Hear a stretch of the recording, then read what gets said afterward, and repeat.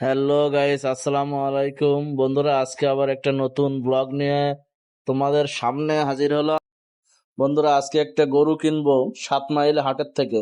দেখুন, আমাদের ইমাম সাহেবও, আমাদের বাজার কেন্দ্রীয় মসজিদের ইমাম সাহেব সহ বাজারের সভাপতি এবং আরো 2-3টা দোকানদার মিলে আমরা একটা গরু কিনতে গিয়েছিলাম 7 মাইলের হাটে। আমরা দেখাবো যে এখানে কি পরিস্থিতি 7 মাইলের হাটে এবং গরুর কি অবস্থা। দেখুন, অনেক বড় বড় গরু আছে এখানে। আপনারা চাইলে দেশের বিভিন্ন প্রান্ত থেকে এখানে গরু কিনতে আসে। বাংলাদেশের ভিতরে 7 মাইলের গরুর হাট 2 নম্বর স্থানে আছে। ঢাকা সহ বিভিন্ন দেশ থেকে এখানে গরু কিনতে আসে, তারা গরু বেচতে আসে। এখানে অনেক উন্নত মানের গরু ছাগল বিক্রয় করা হয়।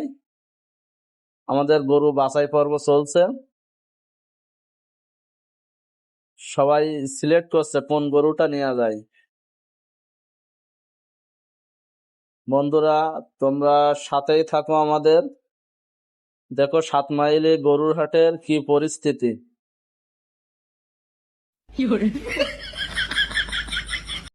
আমাদের গরু এখনো দেখা পর্ব শেষ হয় নাই, এখনো গরু দেখতেছে সবাই, গরু পছন্দ করছে আর কি।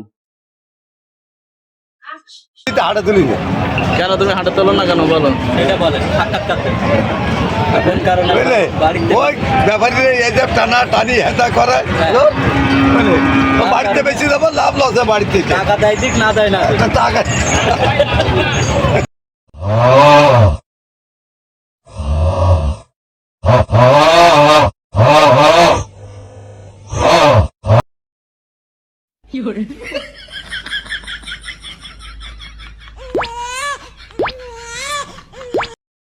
আমাদের একটা গরু প্রায় পছন্দ হয়ে গেছে, শুধু দাম দর করার অপেক্ষা।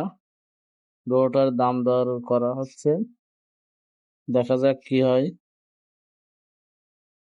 এখানে অনেক বড় বড় গরু আছে। আমাদের মানে যেটা পছন্দ হচ্ছে সেটা অনেক হাই হয়ে যাচ্ছে। এজন্য আমাদের স্বার্থের ভিতরে, যেটা আমাদের বাজেট আছে সে বাজেটের ভিতরে এই গরুটা আমরা নিয়েছি। এই গরুটা পছন্দ হয়েছে সবাই এবং এই গরুটাই আমরা ফাইনালি ক্রয় করলাম। এ হচ্ছে গরু। আপনারা জানাবেন অবশ্যই কত মন মাংস হতে পারে, এটা জানাবেন। বন্ধুরা, আজকে এ পর্যন্তই। 7 মাইল গরুহাটে কেউ যদি আসেন অবশ্যই আমাদের জানাবেন এবং সবাইকে অনেক ধন্যবাদ। ভালো থাকবেন আর আমাদের সাথেই থাকবেন। ধন্যবাদ।